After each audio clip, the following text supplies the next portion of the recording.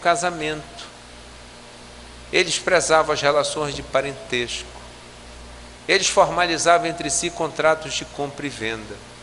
Eles formavam entre si diversos contratos que nós temos institucionalizados em todo o direito, em todo o mundo. Do ponto de vista penal, é mais assustador ainda. Os mesmos bens jurídicos que nós tutelamos do ponto de vista penal, eles tutelavam. Eles reprimiam o furto, tutelavam, portanto, o patrimônio das pessoas, eles reprimiam o furto, eles reprimiam o roubo. Eles não aceitavam a lesão ou a mutilação aos indivíduos, muito menos a morte. Portanto, eles tinham punição contra homicídio, contra lesões corporais. Eles até valoravam de uma forma diferente, mas também aí já seria querer demais, né? Para um trobiandês, o crime mais grave que podia ser cometido por um indivíduo era o furto famélico. E aí diriam, mas aqui nem isso nem é considerado mais um ilícito. É porque para os trobiandeses, o indivíduo descia ao mais baixo degrau da condição humana quando ele era obrigado a furtar para comer. E via de regra, por esse ilícito, ele era imediatamente banido, né? Os trobiandeses também tinham muita semelhança com nós brasileiros, com a gente, né? Mas isso é apenas uma constatação que não vai mudar a ideia de direitos humanos, mas para ver como não somos os únicos que fazemos jeitinhos. Os trobiandeses não aceitavam o incesto, e o incesto lá não era levado em consideração no núcleo familiar básico, na família. Ele era levado em consideração dentro do clã. Mas se um primo namorasse com uma prima, fosse viver com ela, tivesse filhos e ninguém reclamasse, podia deixar, né? Quando eles baniam alguém, o natural seria que esse indivíduo fosse retirado do território onde aquela comunidade vivia. Mas se ele ficasse por lá e não incomodasse ninguém e não furtasse de novo, também ninguém mandava ele embora.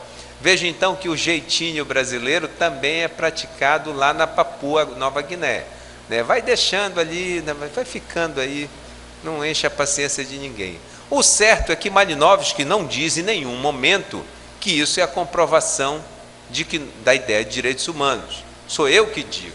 Eu digo, se uma sociedade como essa, que jamais teve contato com a civilização ocidental, tinha esses fenômenos iguais aos nossos, é claro que nós podemos pensar numa pauta mínima de direitos humanos, independentemente disso ser imposição de alguém.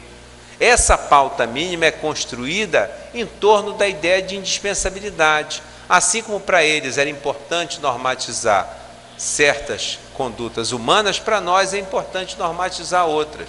E mais, estabelecer valoração daquelas que são somente importantes, mas daquelas que são importantes, mas também são indispensáveis. Penso eu, então, que a universalidade não só é uma ideia própria da ideia de direitos humanos, como ela se justifica até do ponto de vista do comportamento humano. Uma segunda questão que é importante quando se fala em direitos humanos, diz respeito à possibilidade de haver um único fundamento para os direitos humanos. Um autor da filosofia, da ciência política, extremamente importante, um dia ousou dizer que não. E esse autor foi Norberto Bobbio. Num livro escrito em 1964, o ano em que eu nasci, portanto um ano importante, né, pelo menos para mim, né? Em 1964, Bobbio escreve A Era dos Direitos e afirma nos 2 primeiros capítulos diversas razões pelas quais não seria possível estabelecer um fundamento único para todo o conjunto que nós chamamos de direitos humanos. É importante observar que 1964 é um ano em que nós estamos ainda há 2 anos dos pactos internacionais. 1964 é um momento em que a Organização das Nações Unidas ainda não conseguiu ter um estatuto jurídico de direitos humanos. Até lá ela tem um compromisso político, que hoje em dia, e eu concordo plenamente com o professor Comparato, tem força normativa, embora seja apenas uma declaração. Mas naquele momento parece que é apenas um compromisso firmado entre Estados. Os pactos vêm em 66, ainda vêm separados. Tamanha animosidade contra a ideia de direitos humanos que existia dentro dos Estados soberanos. Bobbio está preocupado, então, com a proteção dos direitos humanos. E talvez por isso ele produza essa defesa, de que não existe um fundamento. Mas isso não é importante. Importante é protegê-los. Já temos, sabemos quais são. Vamos agora protegê-los. O problema é que se Bobbio tivesse sido vitorioso nessa ideia, hoje em dia, possivelmente, nós não estaríamos falando de direitos humanos. E aí eu vou bater numa tecla que eu vou bater o tempo todo, desde o início eu quero bater. É de que se nós não trabalharmos com uma ideia determinada do que é esse conjunto, ele não existe. Um conjunto só se justifica quando eu consigo sustentar cada um dos seus elementos e o seu todo. Se eu não consigo sustentar, se cada um pode usar esse conjunto para denominar o que quiser, então esse conjunto não tem força.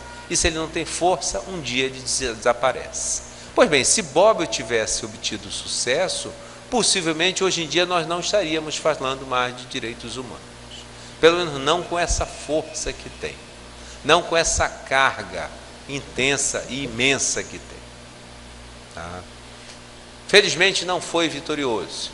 E hoje em dia, embora novamente a antropologia às vezes tenha uma certa resistência a isso, a ideia de direitos humanos está centrada ou está intimamente ligada à concepção de Immanuel Kant de dignidade da pessoa humana.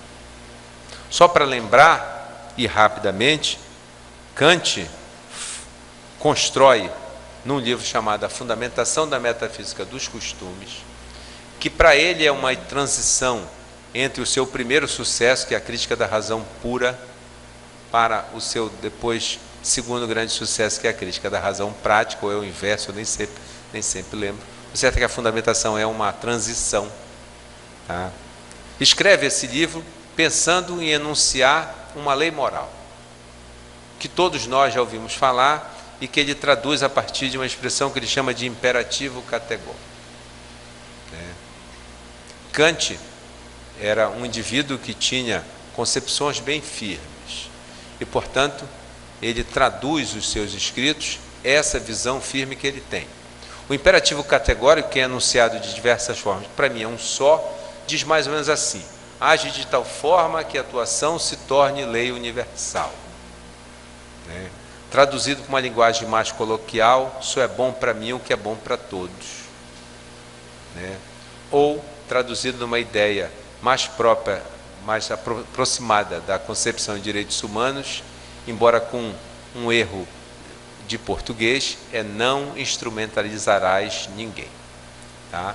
Um erro porque não se coloca duas negativas na mesma frase, mas dizer de outra forma fica muito esquisito, então vai assim mesmo: não instrumentalizarás ninguém. Tá? A proposta de Kant, então, é mostrar a partir do imperativo categórico qual é a ação humana que pode ser classificada como uma ação válida do ponto de vista moral. Tá? Ao lado dos imperativos categóricos, ele constrói outros imperativos que nós vamos relacionar à ideia ou à finalidade. Tá?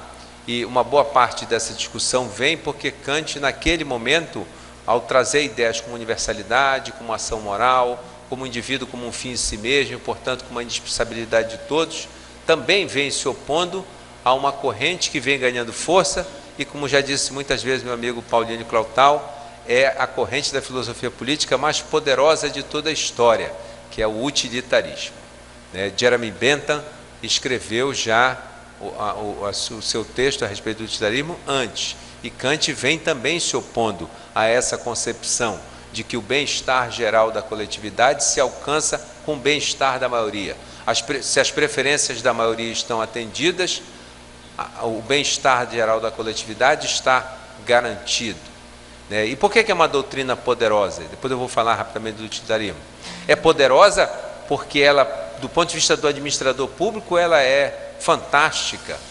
né? O administrador público se contenta com a maioria, ele não se contenta com a universalidade e, portanto, ele não se preocupa, né? Assim como diz Rawls, falando do utilitarismo, os administradores públicos, então, portanto, parafraseando, os administradores públicos não levam a sério a diferença entre as pessoas.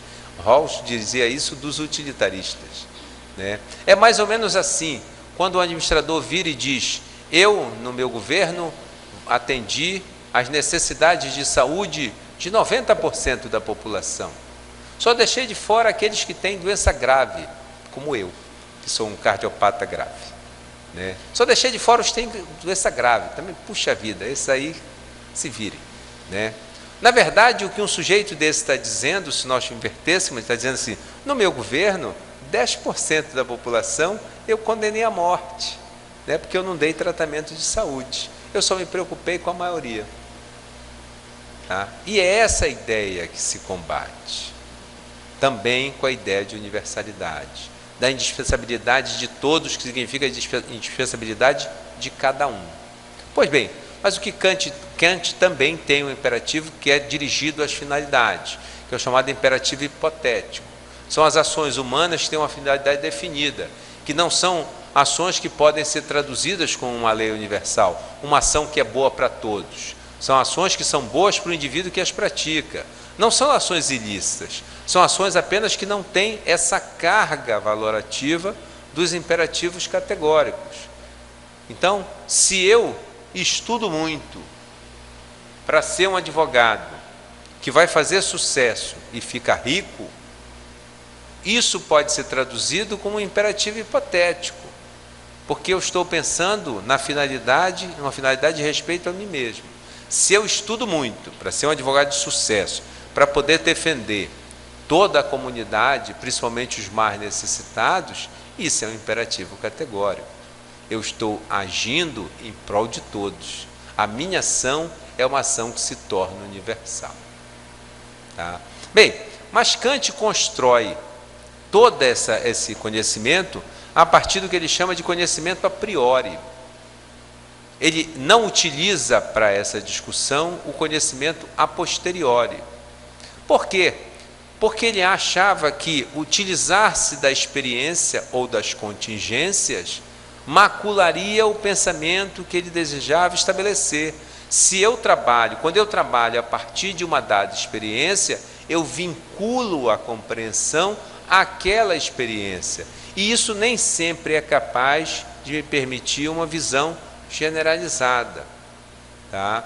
E ele trabalha, portanto, no momento anterior. Bem, mas ele tem que testar todas essas ideias. E ele testa num reino ideal, hoje em dia nós chamaríamos de um reino virtual, que ele chama de reino dos fins. E dentro do reino dos fins, Kant faz uma separação que é básica.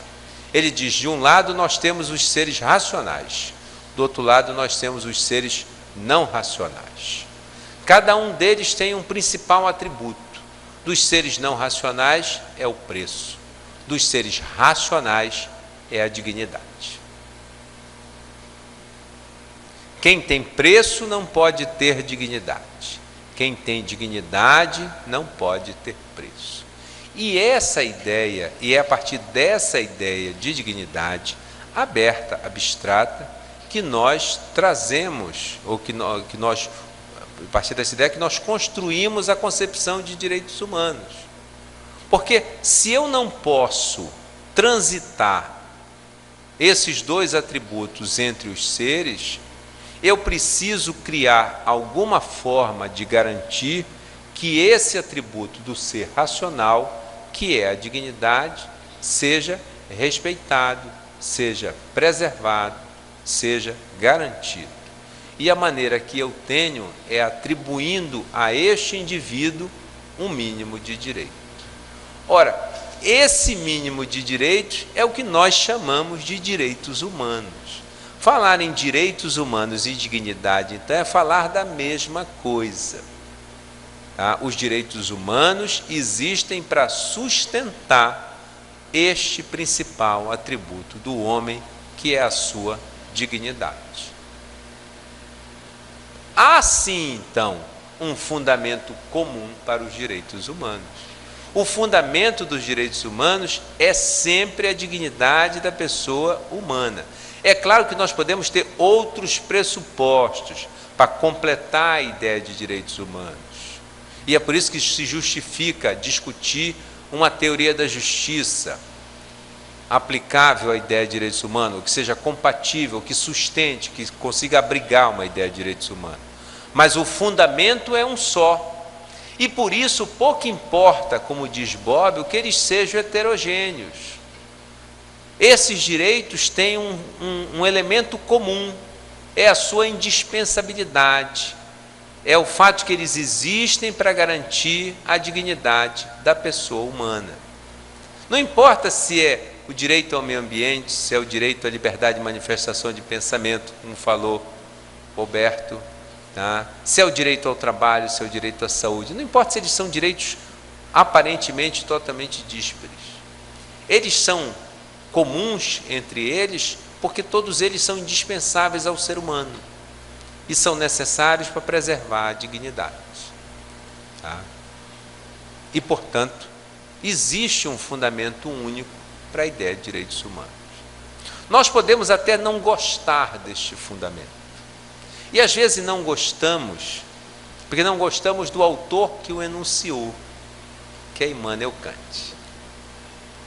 Mas isso é um outro problema. Dizer que essa ideia pode ser compreendida de outra forma, penso eu que não pode. Qualquer outra maneira de vincular a existência dos direitos humanos, que não seja por um atributo que o indivíduo tem, que o protege da instrumentalização, é uma ideia que está fadada a um insucesso. E, portanto, o fundamento único e comum de todos os direitos humanos é a dignidade. Eu até pensei, mas isso seria torturá-los demais, em avançar um pouco para falar do fundamento da dignidade, porque a dignidade é o fundamento dos direitos humanos, né? Mas existe um fundamento para a dignidade, né? Que Kant também, né, pioneiramente alterou, né? Retirando daquela ideia da dignidade cristã ou da dignidade dos estoicos, porque os gregos, o estoicismo já tratavam disso, né, os cristãos também, tá? E para atrelar a dignidade à razão, né, que pode ser representada singelamente pela ideia de autonomia e que a gente normalmente tenta traduzir como a liberdade de fazer escolhas. Eu não vou avançar demais, sugiro para que a gente compreenda isso, para quem quiser compreender, a leitura de 2 livros que são bem simples. Um de um professor paraibano chamado Eduardo Ramalho Rabenrosch, chamado Dignidade Humana e Moralidade Democrática, é da Brasília Jurídica. Não sei se essa editora ainda existe, a Brasília Jurídica. Há 20 anos atrás, quando eu ia para Brasília, era uma das editoras que mais fazia sucesso, mas faz muitos anos que eu não ouço falar.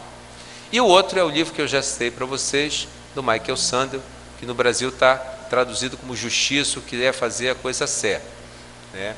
Quem não quiser, basta colocar no YouTube, todo mundo sabe como acessa o YouTube, se eu sei, eu imagino que todo mundo sabe, né?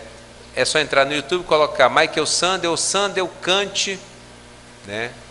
Legendado, se não quiser escutar só em inglês, tem uma legenda precária, mas que quebra o galho. Se quiser escutar em inglês, ele tem uma fluência muito boa, né? Pronuncia bem as palavras, é um professor acostumado a falar para todo tipo de pessoa que entende inglês, portanto, é bem compreensível. E aí coloca Kant, tem, salvo engano, 2 aulas de Michael Sandel em que ele fala de Kant, e ele explica a ideia de liberdade em Kant, como eu jamais ouvi alguém explicar. Mas o que é importante para a gente referir dessa ideia é uma coisa muito simples, e eu vou me limitar a isso. Para Kant, a liberdade de fazer escolha não tinha essa margem de possibilidade que nós imediatamente intuímos quando ouvimos. Se eu tenho liberdade de fazer escolha, então é uma escolha ilimitada, é uma liberdade ilimitada. Não. Kant era alguém que vinculava a ideia de liberdade à ideia de dever. E por esse motivo, a liberdade kantiana é a liberdade de fazer o que é certo e não de fazer aquilo que eu quero. Os animais fazem escolhas sem refletir o que é certo e o que é errado. Se eu colocar um cachorro e na frente dele 2 alimentos, ele vai optar por um. E isso é fazer uma escolha. Significa que ele tem liberdade, que ele tem autonomia e, portanto, ele é dotado de razão? Não. Simplesmente que ele é capaz de optar entre um alimento e outro. A liberdade kantiana de fazer escolha é a liberdade baseada na noção de dever. Eu tenho liberdade de fazer o que é certo. É célebre em Kant o exemplo do sujeito que chega e entra na sua casa, que é seu conhecido, porque está sendo ameaçado de morte. E instantes depois chega o ameaçador e pergunta: fulano está aí? Para Kant, a única resposta possível é sim, ou pelo menos entrou aqui. Não acreditava Kant que houvesse outra resposta possível na liberdade que aquele indivíduo que tinha, que não a de dizer o que era verdade. Se o sujeito já fugiu, não sei. Se ele ainda está lá, não sabe. Mas pelo menos que entrou aqui, entrou. É a liberdade baseada na ideia de dever, né? A gente pode também entender a ideia de liberdade kantiana pensando naquilo que nós comemos todos os dias, para usar um exemplo que Sandel usa, mas mais apropriado para nós no Brasil, que vivemos essa febre de um padrão determinado de beleza, mais do que talvez os outros povos, né? Então, digamos que a ordem, né, recursos abundantes, brincadeira, resolve que ela vai, depois da palestra, oferecer um jantar no estilo buffet. E aí nós descemos, está lá o buffet preparado. Se o sujeito for se servir no buffet com o que ele quer se servir, com certeza amanhã, quando ele se pesar, 2 quilos a mais terão sido acrescentados. Se for eu, seguramente, né, eu vou querer lasanha, né, estrogonofe, né, pato no tucupi, esse tipo de coisa. Não quero nada, né, o que é saudável não tem gosto. Para Kant, um sujeito que faz isso não age com liberdade. Bem, mas existem pessoas que são mais controladas e que têm uma concepção mais adequada. E aí desce um sujeito mais esbelto e, portanto, mais preocupado em manter a linha e opta por uma comida que é absolutamente insossa, que não tem nutriente nenhum, mas que, em compensação, se vacilar, faz ele ficar mais magro ainda. Ele come lá folha com quinoa e talvez atum, talvez. E aí no outro dia ele está pesando 2 quilos a menos. Para Kant isso também não seria um ato de liberdade. Porque se nós formos assemelhar isso à lei moral, isso no máximo é um imperativo hipotético, né? Eu agir em prol de uma finalidade determinada. Agiria com liberdade quem descesse e escolhesse o que tem de mais saudável, porque isso permitiria que ele ficasse saudável, não trouxesse custos para a coletividade e pudesse dar o seu esforço no máximo possível. Essa é a liberdade kantiana e é ela que sustenta a ideia, no final, da dignidade da pessoa humana. Tá? Bem, então há um fundamento. E por fim, existe uma terceira pergunta, né? Já cansei os senhores bastante, vou cansar só mais um pouquinho, prometo. É porque é muito incomum no direito, e a Luana falou que quando ela estudou, ela não estudou direitos humanos. Bem, quando eu estudei, Luana, imagina como era a minha grade curricular, né?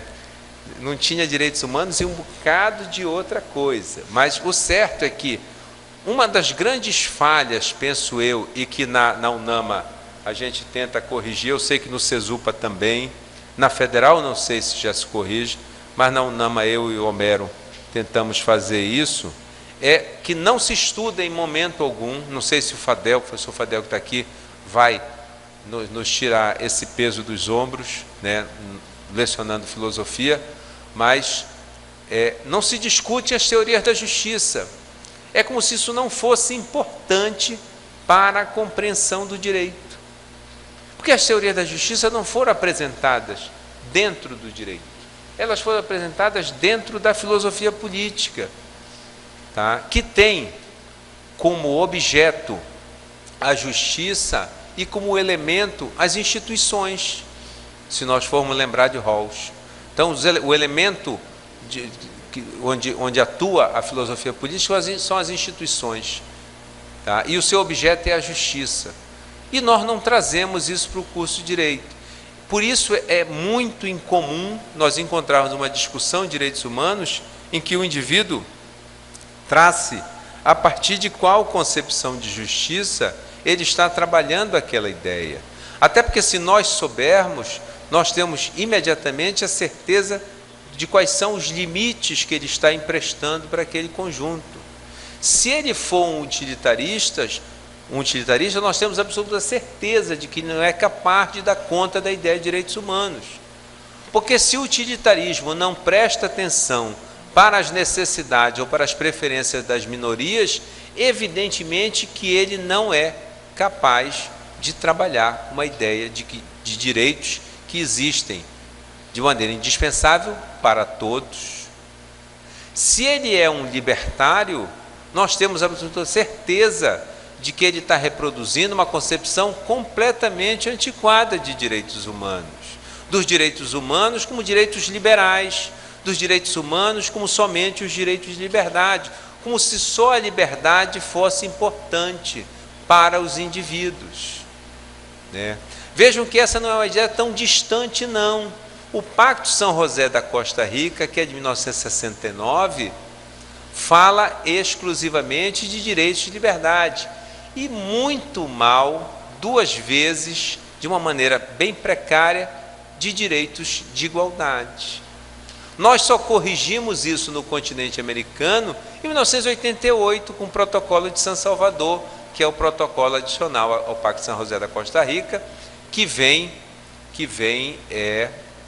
trazer os direitos econômicos, sociais e culturais. Aliás, eu vou fazer um parênteses aqui para elogiar o programa. Discutir as práticas, principalmente do sistema interamericano, é uma discussão importante. Eu estive, ano passado, em abril, em Valdívia, junto com mais 2 professores da Federal do Pará, o professor Maués, a professora Jane Beltrão, dentro da rede, que é um consórcio entre universidades europeias e latino-americanas, tá? E que discute proteção dos grupos vulneráveis, discute a atuação das cortes, da Corte Interamericana e da Comissão Interamericana. Eu era o único estranho no ninho, não trabalho com isso diretamente, mas fiquei impressionado com o nível de organização de alguns países e de entidades de alguns países. Nós precisamos ter isso. Outro dia eu conheci no Rio de Janeiro um escritório que cuida exclusivamente de atuação perante a comissão e a corte. Mas isso é pouco, porque eles estão no Brasil, porque eu conheci em Valdívia um escritório que tem sede na França e só cuida de questões da Comissão Interamericana e da Corte Interamericana. E eu perguntei para a Juana, que era uma peruana que trabalha na França, neste escritório, se eles também cuidavam de alguma coisa na Corte Europeia. Ela disse: não, nós só cuidamos de lá. Então, para vocês verem o nível de organização. Eu sei que a Comissão de Direitos Humanos já está instrumentalizada, tem compreensão suficiente. Eu sei que a SDDH está, mas é preciso que os advogados também estejam. É preciso que os advogados sejam capazes de manejar, porque esse é um instrumento importante. É claro que essas cortes, principalmente no continente americano, elas sofrem de alguns problemas que na Corte Europeia acho que talvez se sofra menos, embora não seja nenhuma delas imune a pressões, né? Se nós formos ver, a Corte Interamericana e a Comissão Interamericana têm nos últimos anos, 5, 6 anos, desenvolvido um trabalho intenso de proteção dos grupos vulneráveis. Aí nós diremos: isso é muito bom, isso é o lado bom da moeda. O lado ruim é porque pararam de discutir democracia. E por que pararam de discutir democracia? Porque os nossos juízes, nossos membros da corte, são indicados por países que têm uma vontade muito grande de ser autoritários, como o Brasil, ou que já adotaram um modelo claramente autoritário, como a Venezuela de Maduro, como a Argentina de Cristina Kirchner, como o Equador de Rafael Correa, como a Bolívia de Evo Morales. Porque o que nós fizemos no Brasil, no continente americano, infelizmente, foi substituir uma dominação ruim por outra dominação também ruim. Vejam que não é uma questão de defender o que tinha antes, porque a Venezuela foi destroçada por famílias, né? E essa é a história da Venezuela, foi destroçada por família, por uma elite absolutamente irresponsável. Não é essa elite de que fala o ex-presidente Lula, não, porque dessa ele gosta muito. É uma elite que destruiu a Venezuela e que agora está sendo destruída por outro grupo, que também é um grupo de elite. Mas, enfim, então, num período de relativa calmaria democrática, nós demos força para a comissão e para a corte. Isso foi fantástico. E ela tem uma atuação forte. Agora estamos tendo alguns problemas. Mas é importante. E, seguramente, esse é um instrumental que a maioria de nós não maneja. Eu não manejo, né? Eu lecionava Direitos Humanos na UNAMA com essa unidade e tinha minhas limitações na hora de apresentar as discussões para a minha turma. Conheço o básico, mas não era capaz de falar daquilo que estivesse falando de alguma coisa como eu falo de outras questões, né? O professor Homero faz isso melhor. Mas então é extremamente importante. Esse módulo, não sei quem construiu, mas está muito bem colocado, está muito bem construído. Eu tenho certeza que esse curso tem tudo para ser altamente esclarecedor. Um sucesso eu sei que ele vai ser, mas eu tenho certeza que ele vai ser altamente esclarecedor do ponto de vista do conteúdo. Então, parabenizo tanto a Comissão de Direitos Humanos como a Escola da Advocacia. Sim, e eu dizia, então, se nós falarmos a partir de uma concepção libertária, o sujeito está falando só dos primeiros direitos de primeira dimensão, como está no Pacto San José, como está na Corte Europeia dos Direitos Individuais e das Liberdades Públicas, que chama assim, né, de 1950. E essa não é uma concepção que sustente. Se nós formos falar do comunitarismo, não, do comunitarismo nós já falamos, o comunitarismo não sustenta uma ideia de direitos humanos, porque ele é contra. Como diz Michael Walzer, nós não reconhecemos valores universais. Quer dizer, reconhecemos a tolerância de um povo para contra o povo. Esse é o único ideia universal que o comunitarismo abraça. As outras não abraçam. Tá? Penso eu, então, que hoje em dia só existe uma concepção de justiça, na verdade, genericamente falando, capaz de sustentar uma ideia de completa direitos humanos, que é o liberalismo de princípios, concebido a partir da teoria da justiça com equidade de John Rawls e complementado, que nesse caso essa complementação é importante, com a teoria da igualdade de recursos de Ronald Dworkin. Por quê? Porque dentro do liberalismo de princípio, de uma forma ou de outra, se tenta compatibilizar dois ideais políticos, ou princípios que nós chamamos no direito, que são extremamente importantes para a ideia de direitos humanos. De um lado a liberdade, de outro lado a igualdade. Não há nenhuma outra concepção de justiça que trabalhe com esses dois ideais numa perspectiva que possa ser universalizada, porque é importante observar que Rawls trabalhava com uma sociedade bem ordenada, e Dworkin também trabalha a partir de uma comunidade específica, mas eles têm ideias que podem ser universalizadas, até porque todos dois têm influência kantiana. Todos dois têm influência kantiana. O que falta para eles para Dworkin não poderia não faltar, mas para Rawls é uma consequência do seu tempo, o que falta para eles é uma compreensão que vá além dos ideais de igualdade e de liberdade. Mas Rawls, por exemplo, já dá uma pista disso, quando na seção 44 do livro, ele fala do dever de respeito entre gerações, e inclui dentro do princípio da igualdade, que na verdade chama princípio da diferença, mais igualdade equitativa de oportunidade, o chamado princípio da poupança justa. Eu devo reter uma parte porque eu devo proporcionar as mesmas condições, não só para esta geração, mas para as próximas também. E com isso a gente consegue inserir a proteção do meio ambiente, a questão do desenvolvimento. Diversas questões podem ser relacionadas a isso, ainda que uma de forma capenga, ou seja, ainda que com a necessidade de que o intérprete vá além do que aquele que apresentou fez. Até porque Rawls escreveu, isso eu dizia da minha aula hoje de doutorado de mestrado na Federal, onde vim para cá, até porque Rawls escreveu a Teoria da Justiça em 1971. E a Conferência de Estocolmo, que é o pontapé inicial da ideia de meio ambiente, é de 1972, se eu não me engano.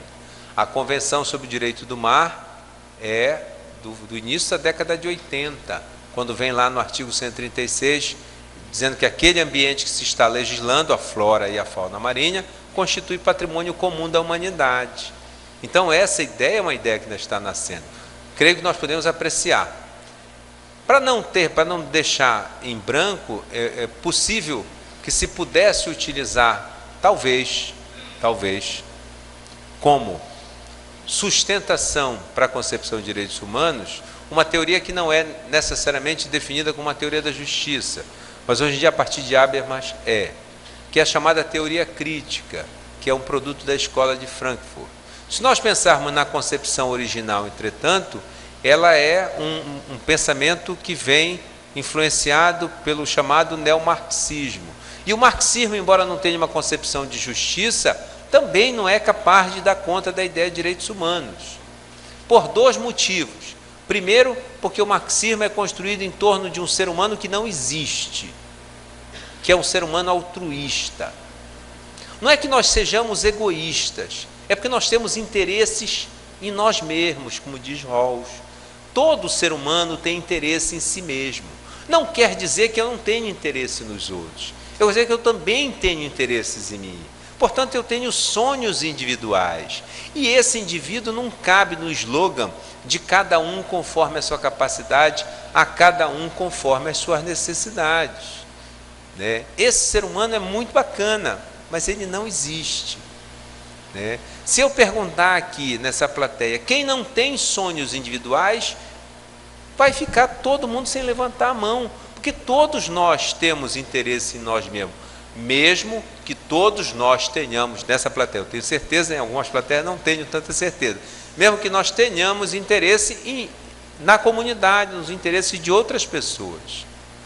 Tá?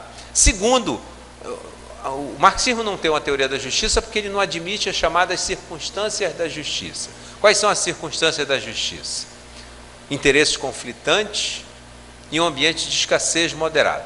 Primeiro que Marx trabalhou numa ideia de ausência de escassez, ou pelo menos de uma escassez que não seria tamanha ou igual à que se produzia dentro do capitalismo. E segundo, os interesses conflitantes não eram levados em consideração, até porque a proposta de Marx é eliminar uma das classes e, portanto, eliminar a luta de classes. Nós não teremos interesses conflitantes, porque os interesses da classe trabalhadora são sempre os mesmos. Tá? Mas isso é só uma discussão. O que é que definitivamente impede que o marxismo seja um elemento de sustentação para a ideia de direitos humanos? A ideia de que a liberdade não é importante. E, portanto, nós teríamos o reverso da medalha libertária. Enquanto os libertários só pensam na liberdade, os marxistas só pensam na igualdade. É claro que isso, em parte, é uma falácia. Os neomarxistas trabalham a ideia de liberdade de uma forma bem adequada. Mas essa não é uma concepção de justiça ainda que se possa apresentar como autônoma em relação à concepção marxista. Tá? Mas talvez se possa utilizar a ideia do consenso sobreposto de Habermas. Mas Habermas é sempre um grande problema. Primeiro porque ele é de difícil compreensão.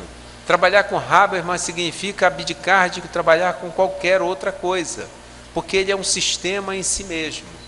Além de ser dificílimo, existem alguns autores aí que são de difícil leitura. Hegel, a Sociedade Moderna, do Charles Taylor, é um desafio à paciência. O Capital, o livro 1 do Capital de Marx é outro desafio. Ler Rawls, uma teoria da justiça, pela primeira vez é um terceiro.